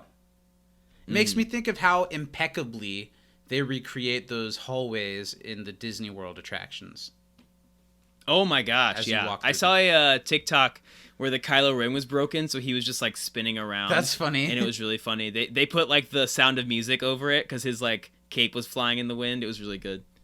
And I really like in this scene just the overabundance of CGI bullets, lasers being shot, just hundreds of bullets so many hitting nothing. I wish Britta had played along a little while. I don't get why she's so pissed at Annie. Well, Annie's, every time Britta says anything, I don't like Annie's whole, pay your rent. You don't have an opinion until you pay your rent. We've talked about that a little bit in the past. I don't like it this time. I laughed the first time she said it, not that time. Annie does it a few times this season. We've talked about it before, that it's so annoying to do something nice for a friend and then just hold it over their head the whole time you're doing it. That's no longer doing something nice for them. Totally. I think it's funny. There's all this carnage and destruction, and Glip Glop, yuba dooba dooba, Glip Glop like. Yuba dooba dooba. He's happy about it. A robot comes out, also speaking the language of Glip Glop, and just shooting a massive ton of lasers all over the place, not hurting they're dead anybody. There's no way they're making it through that many laser beams. A good improv bit of carrying the story along where Jeff kind of calls out, why does the robot say the same thing as Glip Glop? And Garrett yes and is like, maybe Glip Glop's a spy. Watching the face of Glip Glop talk, it feels a lot like those like FaceTime filters that turn you into a mouse or something. The way that it tries but kind of fails to mimic what you're saying. I'm an evil spy. Yeah. I'm an evil spy. I'm an evil spy. And then they shoot him. He just I love when Britta runs by it, how it like is over the top of her because it was added in after the fact. That's really funny. And he just stops moving and flops down very two-dimensionally. Cut to Steve Guttenberg. What's his name? Humphrey? Maury? Humphrey. Seeing Humphrey watching the footage on the laptop. This is the stretch of the episode where his character really shines, because I just absolutely love how this guy this movie that they made is so shitty, and he just truly loves it Yeah. so much. He's truly a fan, and I love it. He's like, this is like better than I could have Glip-Glop's ever a hoped spy. He couldn't believe it. So they kill Glip-Glop, right? They kill Glip-Glop. for. Yeah, he's done for. And they make a break got from the glopped. robot that really should be destroying them. It's got terrible aim. It's shooting so many layers. And they go down a vent that leads them into... they have good use of the Frisbees. The, like, Frisbee room where all the Frisbees are now from the first episode. And they recreate that classic Star Wars scene. Such an iconic scene in a movie that's so tense and has been recreated so many times by different people. Oh, well, just in a good way. It's such an iconic scene Yeah. in that first Star Wars movie where the walls start closing in and there's no way out and the characters have to figure a way out. And I love the way that they used the, like, shelving units and pushed them in. That's such a cute, like, guerrilla filmmaking usage, you know? Well, and I love how, like, we haven't really talked yet about how they Yeah. turn Greendale into this set. Yeah. Though what stands out to me is in, like, the hallway scene, just everything has something aluminum on it, whether it's like a tinfoil, like, pan or like just foil But you everywhere. can still see, like, Greendale things poking through in the Yeah, background. like just, the the posters school. up. Yeah. But then, like, just filling a room with Frisbees because they had a shit ton from when they caved in the roof. This is the That's part. so funny. This is the part where they don't know what to do in the movie. So Annie's like, "I love you," and Jeff's like, "I love you too." And what's even funnier than that moment when they're like, "But you said, but she's your daughter. I thought you were my daughter. You said I'm her sister." And then it cuts to Steve Guttenberg being like, "That's awesome. That's so hot." like, He "That's says, hot." "That's so hot." It's like Chinatown in space. That's so funny to me. The Chang popping out from behind the Frisbees, like looking like like I'm one the of hero? those video amusement park hologram things. Oh my that God, look yeah. realistic, but are definitely on another plane of existence. I'm the hero. Let's do this. I also like the every use of the "let's do this" presses button. And Steve Guttenberg is so won over by Chang's performance or non-performance. He's not disconnected from it all. He's like, "F yeah, they made it. They're saved." Now a truly weird scene. The confrontation between Chief Star and Dracula. Bless Richard Erdman's heart. Dan was talking on the commentary. He was like, some directors, they give Richard Erdman some weird dialogue, and sometimes he nails it, and sometimes he kind of has some weird cadences when he's talking. He didn't say which this was, but it fits perfect because you can tell that that both Richard Erdman and Leonard have no idea what the is going on. I feel the force. What? I don't feel the force. I'm not allowed to. What do I feel? I feel Dracula force. I feel Dracula's signals. Your ass is mine! That last stunt you pulled put 6 of my best guys in the hospital, maniac. I'm more than a maniac. I'm Dracula. The way that it shows the Dean as Chang, like, really promptly taking the steps to sit down, then pull up the phone and put it to his ear to cut back to Chang holding the phone. So funny. I love the black triangle that's supposed to be Dracula's, like, widow's peak. It's very I think everything it's everywhere so all funny. at once. Bagel on the forehead. Yeah. Yeah. Yeah, Chang just makes like 6 or 8 sustained movements of the phone to make shots, and That's one of the they funniest don't hit shots of the anything whole but episode. The wall behind the two of them, and then And they're like exploding on top of like the worker They- in the room, and like nothing's happening. they like explode off of the prop wall behind them too, but it doesn't affect or interact with any of it. It's just over it. And then I love the shot that Leonard fires at Chang, and then it's a shot of Chang just scratching his chin as if he got hurt a little bit. But then he really gets shot, cuts a hole straight through him. I thought that was kind of a cool looking CGI effect. Yeah, Like it's well done. A cheap B-movie CGI effect. And it made me laugh so hard every time showing Maury going, Jesus Christ, Jesus Christ, they Jesus shot him." Christ! His eyes, his stare, he didn't have to commit as Oh hard my to this God, Jesus performance as he Christ. did. And then that tearful speech, Chang truly has his moment where he's like, I remember What's my death so motivation? much it feels more like a memory. Is this how it gets me on my feet? Richard Erdman ahead of me. He says, "What's my motivation?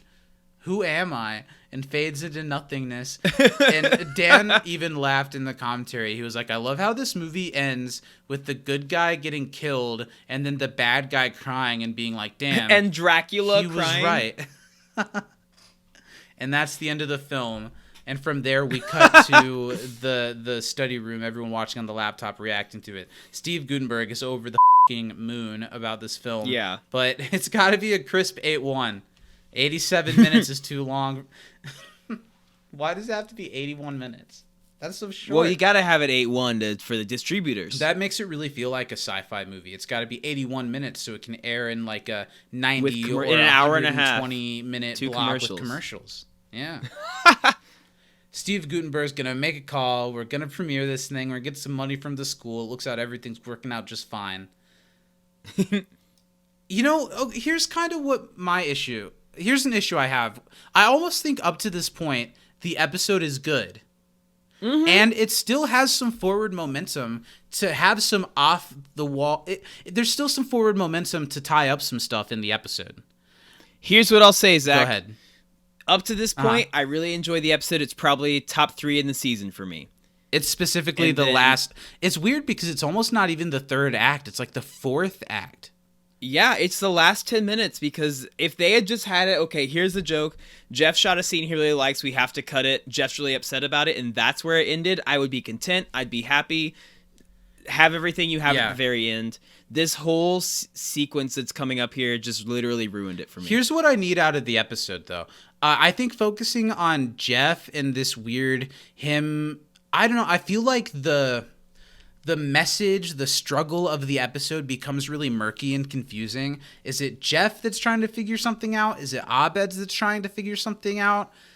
You know what I mean? It gets it gets kind of murky and confusing. I think what it needed to be is that the movie gets picked up by the distributors or whatever. They get the money for a second, only to have it taken away later on when the guy files for bankruptcy. And there's this section of the plot where Abed is tortured because he hates the movie.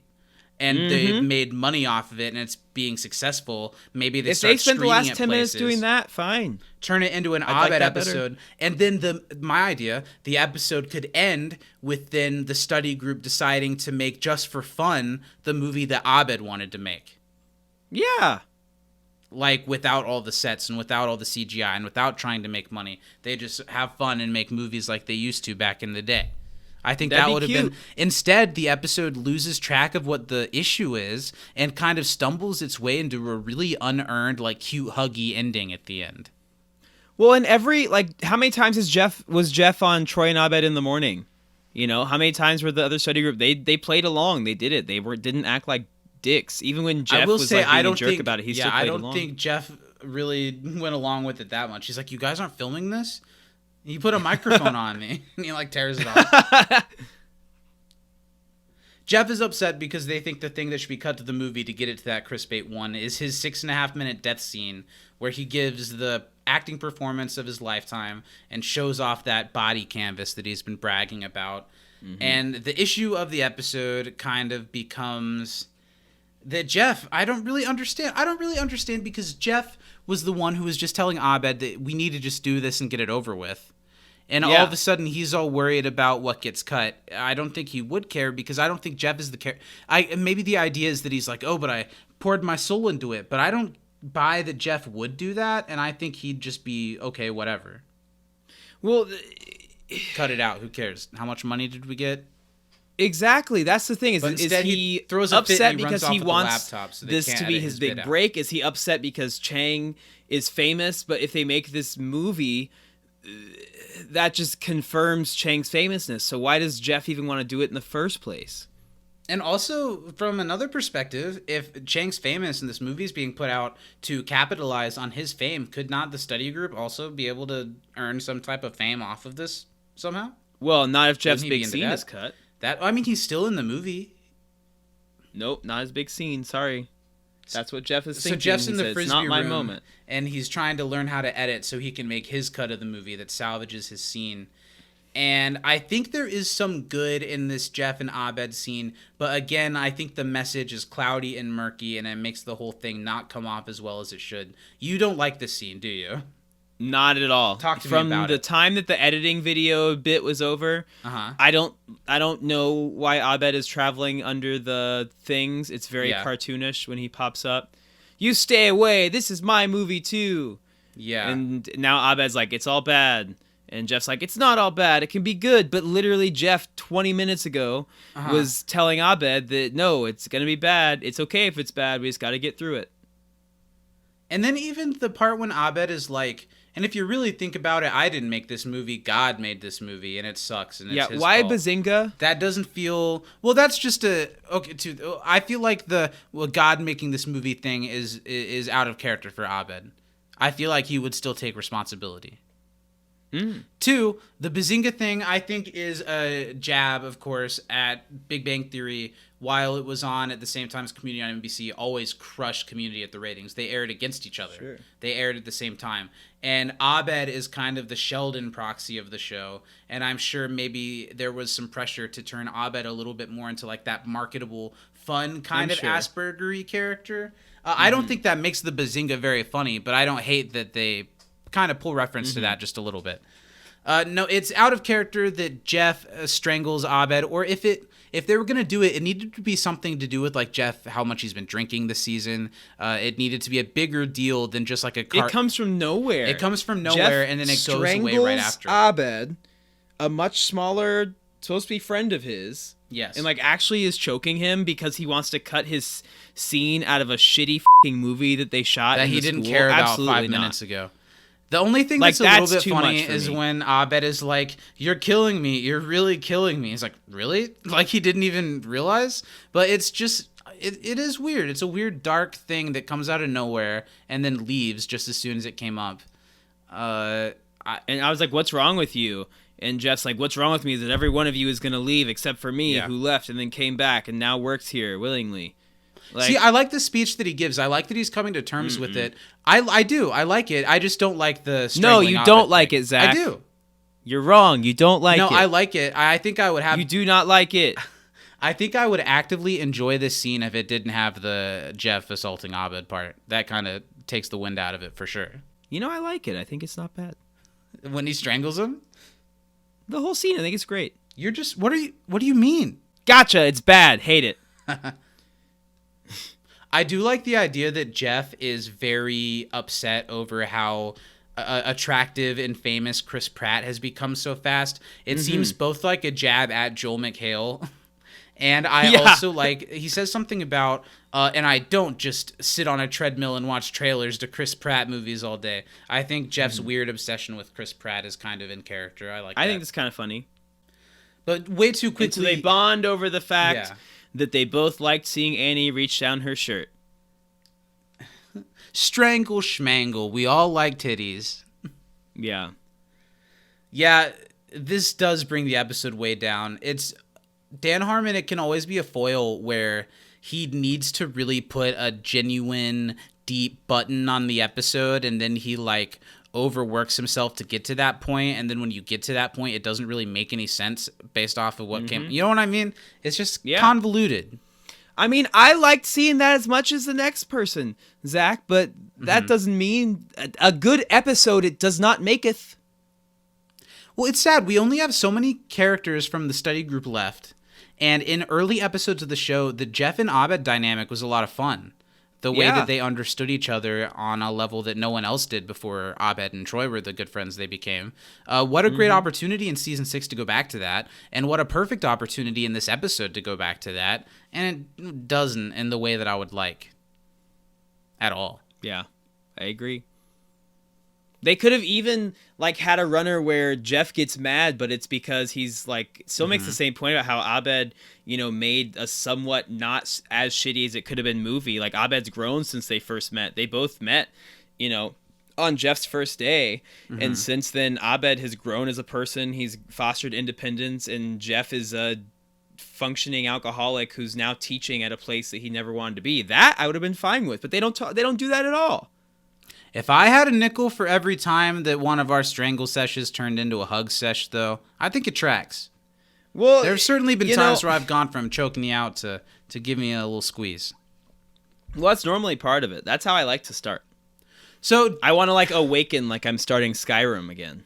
Jeff comes to terms with his part of the movie being cut, and it allows for 30 seconds more of footage to be added to the film. So we get an extra scene at the end of the film, which we see as they premiere it in front of an audience in the cafeteria. And I'll say I liked the rest of the Guttenberg. episode. Mm-hmm. So maybe it's truly 5 minutes that I absolutely despise in this episode. What I'm saying to you is I think if you watch this episode another time or two, I think you would like it a little better. It did grow on me a little bit. It just bums me out that it's all of the makings of a super memorable Community episode, except it feels a little hollow, and in a different way than season 4 did. Season 4 felt hollow because it was like being written by the wrong people. Season 6 feels hollow because it's being written by the right people, but they're so out of steam. Sure. Which is almost worse than like people trying and failing to do it right. It's like the people who can do it right, doing it right, but like at what cost? You know? So yeah, at the movie, the extra scene, so Chief Star dies, the hero dies and goes to hell, where he meets his father, Jeff, who gets one more scene to say, I told you I'd see you in hell, and Glip Glop gets one more chance to... The movie ends where all the characters are in hell, basically. Is Jeff his father? Yes? No. Jeff is Britta and... No, I didn't say that. Did you even watch the episode, That's Zach? not what I Did said. you? I didn't say he was his father. You said he goes to hell and meets his father. Did I Jeff. say father? I don't think I Yes. said that. Roll the You tape. said father. Roll the tape back. I don't think I said that. He meets his father, Jeff, who... You said father. I don't think I said that. No, Chang's character is romantically entangled with Chang, with one of Jeff's daughters, right? Because in the beginning, Britta is like, but I love him. Yeah. Yeah, that's what I said. Father-in-law. I really like the moment where Steve Guttenberg is super pumped about seeing Glip Glop one more time at the end of the movie, and he looks back at Garrett, and Garrett's like, yeah, what can I say, man? I nailed it, didn't I? And that's the end of the movie, and it turns into a really unearned, like, happy, huggy moment, I feel. Yeah, that wasn't funny either to What? me. We did the thing. We're hugging. Ha, ha, ha, ha. Bring it in, guys. Yeah. Yeah.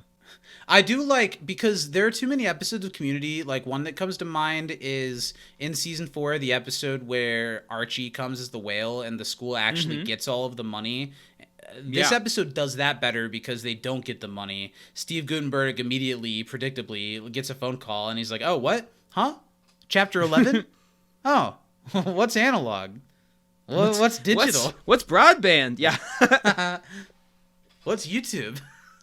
What's broadband? Yeah, this was a really funny moment. I also didn't get... So a news article drops that like cancels Chang that involves James Franco's balls. And a hot air balloon. I didn't... But that's not what got him fired. What actually it was happened? His behavior in the booth. I think... That's true. Isn't that I remember there the being case? a thing with that. They'll put up with a lot of stuff. Oh, so this is a reference to something that really happened? Oh, I thought you said that really happened. No, I was asking... I wasn't exactly sure what really happened here. What actually Chang got caught doing. No, I think he like went in a hot air balloon with James Franco, and something happened with James Franco's ball. I don't know. Okay. There was an unfortunate schmelting accident. Well, yeah, but who can bring it in? Let's all come in for a hug. Who can dwell on it too much? Hugs. Dooba dooba Hugs for dooba everyone, dooba guys. doo. Yuba dooba dooba.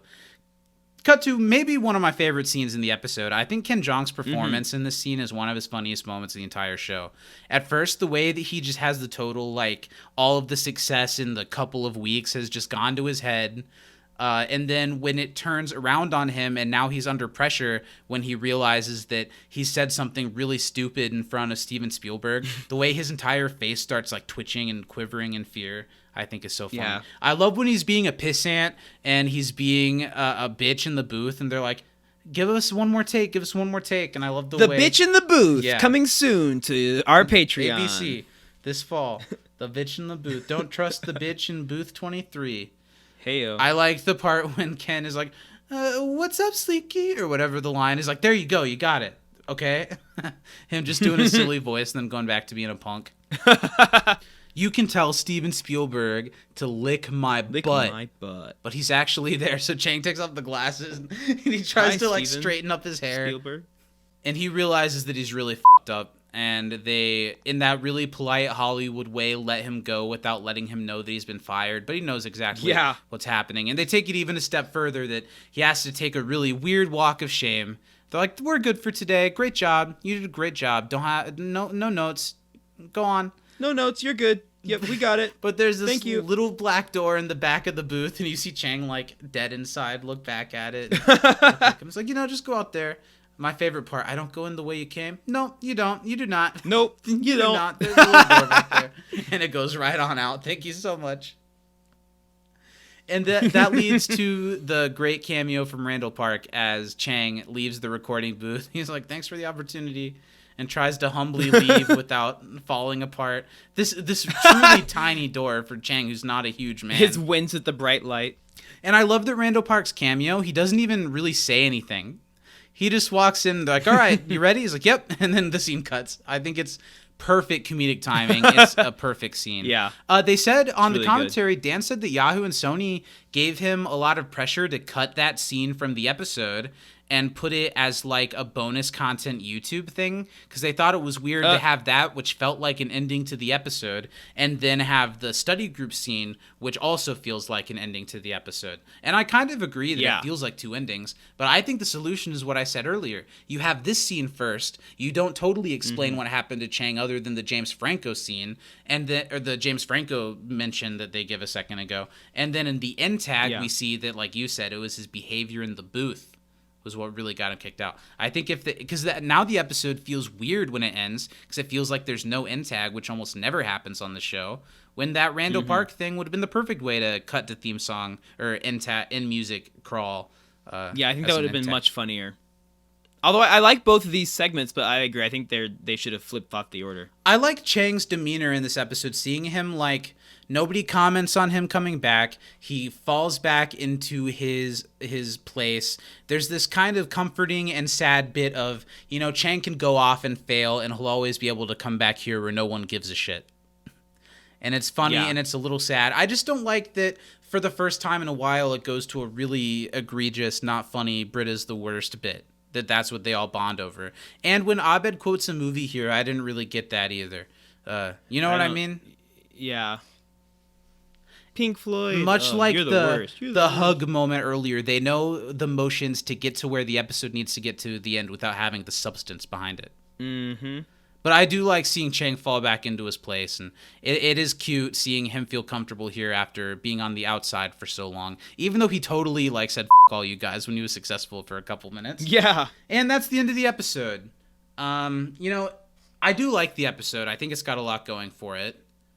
And I think maybe do you think it's possible we're being a little too pessimistic, or perhaps you're being a little too pessimistic on season 6? No, it was a hard no. Yeah. Because here's the thing. I think I was able to find a lot of good in season 4. I was able to find a lot of good in some of the episodes of season 5 that were not my favorite. In this one, it's harder because since the episode's longer, I feel like there's more dead time, and I think when they get it right, there have been a few episodes that I really enjoy this season, and you're right, but even the episodes feel like it's phoned in. Even the episodes that you really enjoy, there is still dead air in it, and any dead air in a sitcom is too much. Yeah. However, I do think even the episodes of season 6 that I haven't liked as much because of the amount of dead air, I do like better than the absolute worst of season 5, which was the first part of the season 5 finale. Yeah. I'd still rather watch this than the soup Big slurp. time. Definitely agree. Well, let's wrap this up. We did it. Let's talk about MVP. In this kind of Messfin episode that does the characters that it focuses the most on is kind of what we liked the least about the episode. And it's also an episode that focuses on a lot of people. Everyone gets a little bit. So who did you end up going with for an MVP? So I am going to change mine. I'm going to give some honorable mentions. Honorable mention to Garrett. Honorable mention to Elroy. And I originally gave my MVP to Abed, but on this watch, I still like Abed a lot in this episode, but I think because that scene with Jeff just really brings it down so much for me. I'm going to give my MVP to Chang. I think Chang has a really good showing. He's not in the episode a ton, but when he is, I laughed, which I can't say about the whole episode. So I think, cut together Chang gets the MVP, in much like a Paul Walker carrying a Fast and Furious movie that he was not in. They should make a movie that stars Carrie Fisher and Paul Walker and Tupac's hologram. Just using the footage from the movies that they died during. I completely agree with you. Garrett's my honorable mention and Chang's my MVP. I love him in the commercial in the beginning is hilarious. His demeanor in the interview when he's being all arrogant about the attention he's getting is really funny. All of the broken footage that they cobble together. It's a joke that could get old because of how much they use it, but it works just about every time in this episode. And then him in the end in the recording booth is also hilarious. He gets to do a lot of really funny things in an episode that makes a plot out of him not being there. So it's Chang for me as well. Yeah. Well, that's it. We've done it. Good week for Chang. Good week for Chang for sure. Mixed bag for Community. I think I feel a little higher on the episode than you do, but that's okay. It's all right. You do. Next week we're That's going to okay. be back. You're allowed. We're allowed to feel what we feel. Yeah. Yeah, it's just as long as it's known that my voice is the voice of the podcast. So our general consensus on this episode is that it is wholeheartedly a buy. No qualms. Zach and Steven You want to approve. hear what I really thought? Stay tuned for the Patreon-only after show, Bitches in the Booth, where Zach and I spill our real feelings. Stay tuned on AMC tonight, hosted by Chris Hardwick. It's Talking You Can't Disappoint a Podcast. Nice. You watch the episode, now watch famous people tell you how to feel about the episode. Hey, yo. Yeah, so next week we're going to be back to talk about the first of the final 5 episodes of this television program that we've been covering for over 2 years, that we love so much, that holds so dear to our hearts. Next week we start to wrap it up with Season 6, Episode 9, and that is Grifting 101. I'm excited to get into that one. It guest stars Matt Berry. He's one of the guys from What We Do in the Shadows, and he's a very, very funny guy. I'm excited to see I need the to watch episode that again. show. It's a really funny show, and he's one of the best parts of it. And when I first watched this episode of Community, I didn't know who he was, so I'm excited to watch it again, really liking him. So stay tuned to that. Follow us on Twitter to check in with what we need as far as emails for future episodes of Community. And Steven, where else can the people find us online? Well, give a little more details about the Twitter, Zach. Our Twitter handle is @YouCan'tDisapod. And we're also on Instagram under the name Can't Disappoint Podcast. Come check us out there. Now, if you really want to get just like slap on your waders and stomp in our cranberry juice, you can follow us over on Facebook and the YouTube. Over at the whole name of the show, You Can't Disappoint a Podcast. Well done. You've truly mastered it with 5 episodes left. Finally, I get it right most of the time. Well, it's been a lot of fun, Steven. I love doing this with you. I love hearing your disembodied voice directly in my brain. I think this is great. We should do it like this all the time. Yeah. I've been so naked.